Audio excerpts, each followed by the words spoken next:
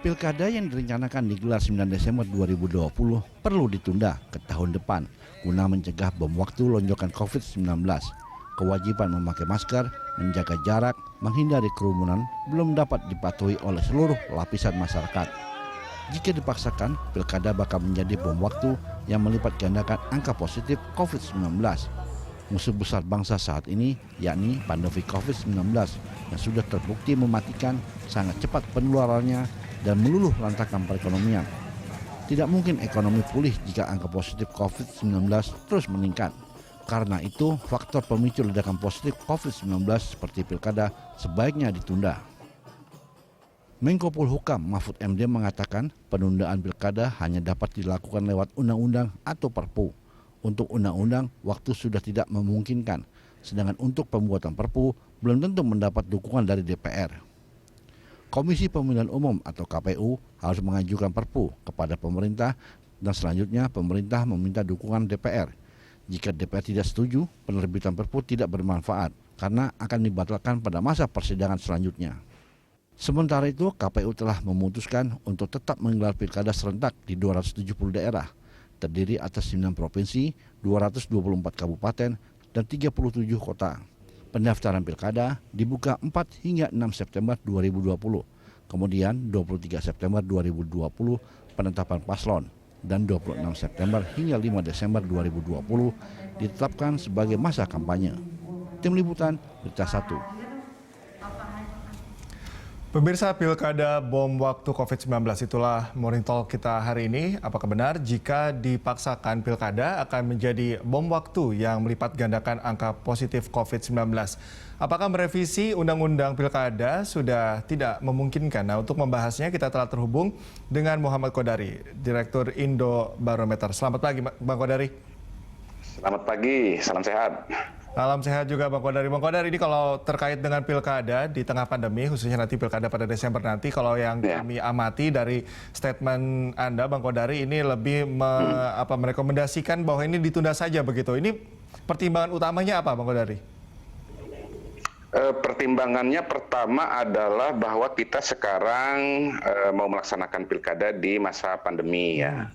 Nah, pilkada di masa pandemi ini desainnya harus berbeda dengan di masa normal. Perbedaan utama itu pertama ada di soal kampanye.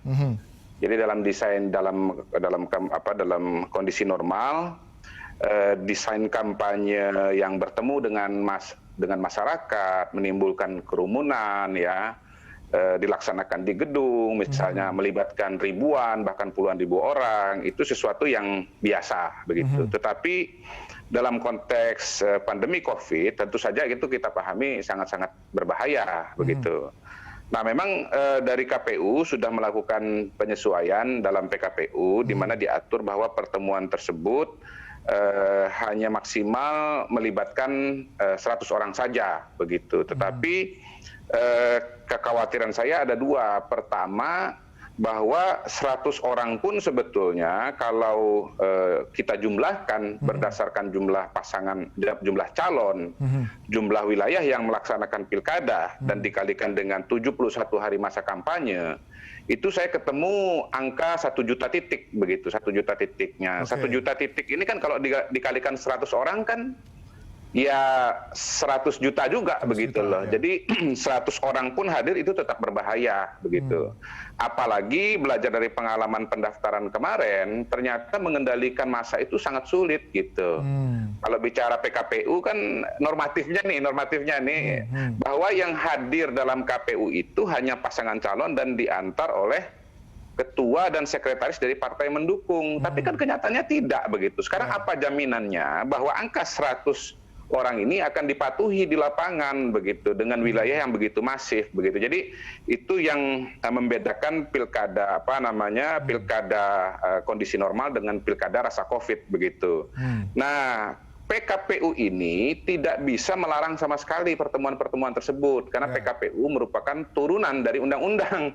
Jadi undang-undangnya harus diubah dulu gitu loh. Karena undang-undang ini mau diubah itu lama kata Pak Mahfud ya, pilihannya cuma dua, yaitu Perpu atau ya ditunda dulu pelaksanaan pilkadanya. Kebetulan juga memang rapat kerja KPU dengan Komisi 2, dengan Bawaslu, dengan Mendagri pada bulan April yang lalu, yang keputusannya adalah memundurkan pilkada dari September menjadi Desember. Jadi aslinya kan September nih, ini udah mundur nih Desember.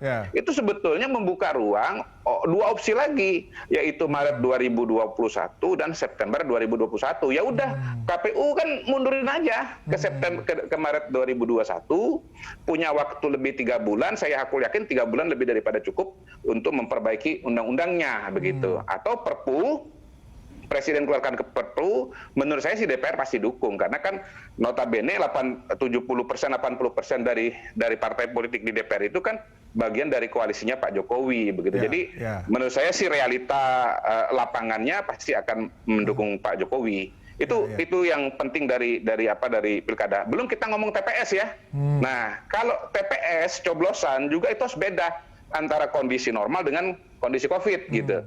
Kalau kondisi COVID memang harus dibagi kedatangan dari pemilih itu berdasarkan jam begitu. Jadi kita kan buka jam 7 sampai jam 1, itu ada 6 jam. Jadi misalnya nomor 1 sampai nomor katakanlah 50 begitu ya. Atau 60 begitu. Itu jam 7 sampai jam 8 begitu.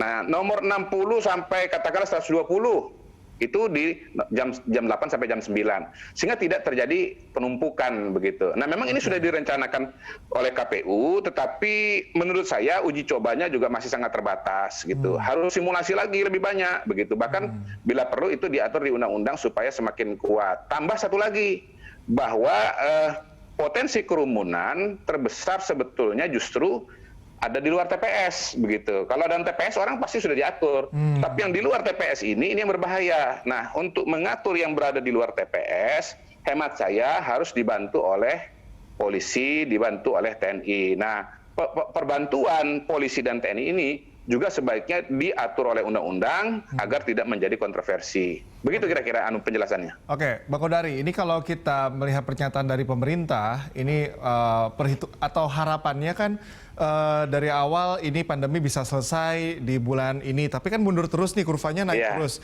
Nah, tapi kalau dari penjabaran Bang Kodari, sebetulnya sederhana saja, pemerintah juga bergaining politiknya juga cukup kuat di parlemen seperti itu. Nah, Anda melihat bagaimana potensi pemerintah untuk memundurkan kembali atau menunda jadwal pilkada? Anda melihat adakah potensi itu dilakukan oleh pemerintah? Kalau kita lihat dari pernyataan Pak Jokowi ya, kira-kira 6 atau 7 hari yang lalu, beliau masih normatif mengatakan pilkada jalan terus. Tapi alasannya adalah nggak bisa ditunda kalau menunggu pandemi selesai begitu. Nah, kalau saya memang menunda pilkada ini bukan menunggu pilkada selesai gitu loh ya, menunggu pandemi selesai, tapi karena alasan ketidaksiapan dan desain kelembagaan, desain aturan dari pilkada ini yang sebetulnya berbahaya gitu loh, belum ideal gitu. Nah, kalau misalnya Presiden mau mengeluarkan Perpu untuk mengubah aturan main yang ada, misalnya hanya kampanye daring saja, atau maksimal kalau tatap wajah, tatap muka itu adalah door to door campaign begitu. Tidak lebih daripada 5 orang begitu. Seperti yang diusulkan oleh Pak Ganjar Pranowo. Ya nggak perlu ditunda gitu, tetap bulan Desember gitu. Tapi Presiden keluarkan Perpu gitu.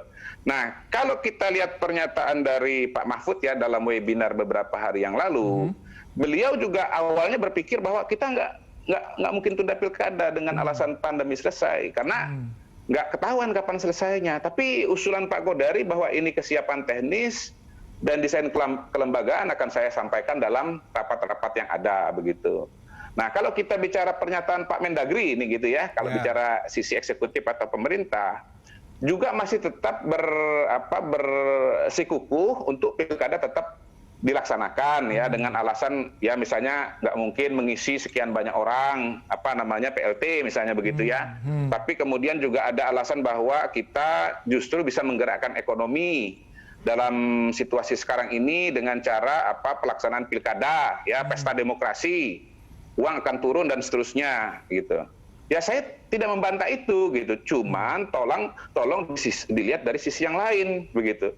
Pilkada ini di satu sisi bisa menggerakkan ekonomi, tapi di sisi yang lain bisa menghancurkan ekonomi. Kenapa? Karena karena dia punya potensi penularan gitu. Jadi kelihatannya ada perbedaan cara pandang sampai saat ini bahwa dari pemerintah, katakanlah dari Mendagri, mungkin KPU juga merasa bahwa desain kelembagaan yang ada itu sudah mencukupi, memadai untuk menjamin pelaksanaan pilkada yang aman, ya. Kalau saya tidak, gitu. Kalau saya tidak, ya. Dasarnya adalah satu, ya. Realita kemarin proses pendaftaran itu kan tidak terkendali gitu loh. Ya, masa mau tutup mata dengan realita itu gitu. Yang kedua, jangan lupa bahwa desain bulan Desember ini ya diputuskan dalam rapat bulan April tanggal 14 dengan asumsi bahwa pandemi itu sudah selesai. Juni, Juli, Agustus sudah selesai. Kalau Mas ingat waktu itu kan banyak analisa segala macam, misalnya ada dari BIN ya bahwa pandemi akan di Indonesia berakhir bulan Juni, Juli, Desember begitu. Nah, jadi dasarnya pelaksanaan pilkada Desember sekarang ini, desainnya sekarang ini berangkat dari asumsi bahwa pandeminya udah selesai gitu. Nah, realitanya kan pandeminya belum selesai, boro-boro selesai, malah angkanya semakin meningkat gitu. Nah, kalau angkanya meningkat, masa Anda masih mau ngotot istilahnya menggunakan asumsi-asumsi dan desain kelembagaan, desain aturan yang sama dengan kondisi ketika pandeminya udah selesai gitu. Menurut saya itu tidak realistis. Oke, Bang Kodari, kalau Anda melihat bagaimana proses untuk menentukan lanjut atau tidaknya ini sudah benar belum? Karena pemerintah kan mengajak dialog parlemen, DPR. Sementara saya nggak tahu ini sebetulnya KPU dan Bawaslu apakah harus dilibatkan juga atau masih kurang dilibatkan. Sehingga pada saat praktiknya saat ini sepertinya kok KPU sama Bawaslu hanya menyelaksanakan tugas saja, tidak bisa seperti tidak merekomendasikan sesuatu begitu yang dilihat oleh publik. Ya, memang harus ada inisiatif ya, memang harus ada inisiatif ya. Paling bagus inisiatif itu datang dari semua pihak begitu ya. Tapi terus terang saya tidak berharap bahwa inisiatifnya akan datang dari DPR gitu. Karena apa? Karena memang partai-partai politik besar di DPR sebetulnya punya kepentingan agar pilkada ini jangan dimundurkan lagi ya. Pertama tentu mengganggu ritme atau jadwal kegiatan yang sudah mereka susun. Yang kedua, banyak petahana itu adalah berasal dari partai politik besar. Kalau dimundurkan ada resiko bahwa popularitasnya akan menurun begitu ya. Dan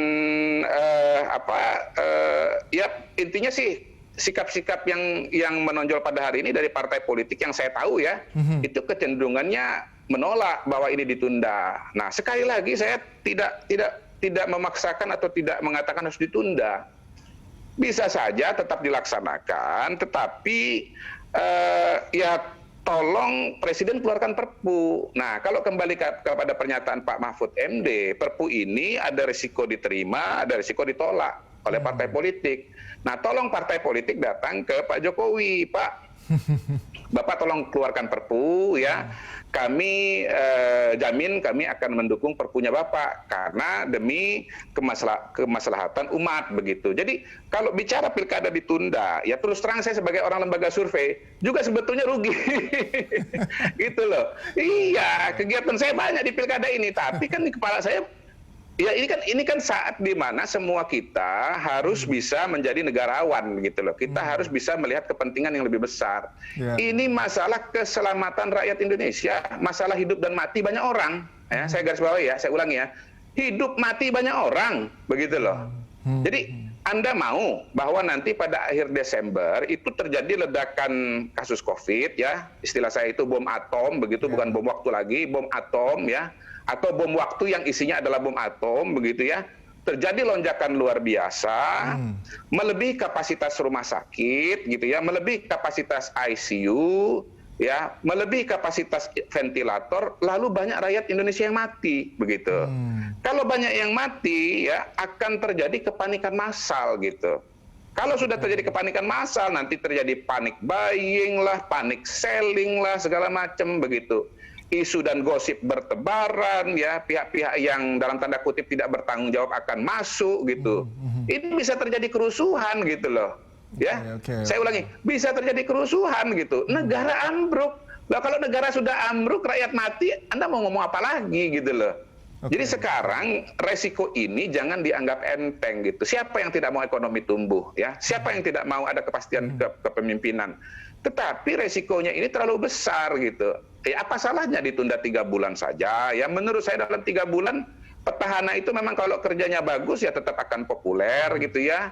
Kemudian juga dalam waktu 3 bulan bisa diperbaiki desain kelembagaannya, kita bisa melaksanakan pilkada dengan lebih tenang, kita tidak membebani dokter, tidak membebani rumah sakit, ya sekarang dokter sudah kelelahan, sudah kecapean, begitu loh. Jadi jangan nambah-nambah beban. Kita pada hari ini ya tugasnya itu menurunkan kurva gitu. Di mana-mana pemerintah KPU-nya juga sudah banyak yang tumbang ya Bang Kodari, sudah banyak yang iya. Nah, di sisi yang lain ya faktanya kan pertama begini ya. Calon itu 60 orang alias 10% itu sudah positif COVID. Ya.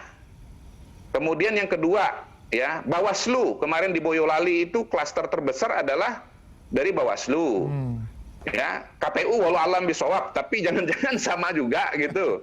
Banyak yang juga COVID gitu. Lah, pesertanya calonnya COVID, ya, penyelenggaranya COVID, pengawasnya COVID, rakyatnya COVID, apa enggak pesta pora ini COVID begitu.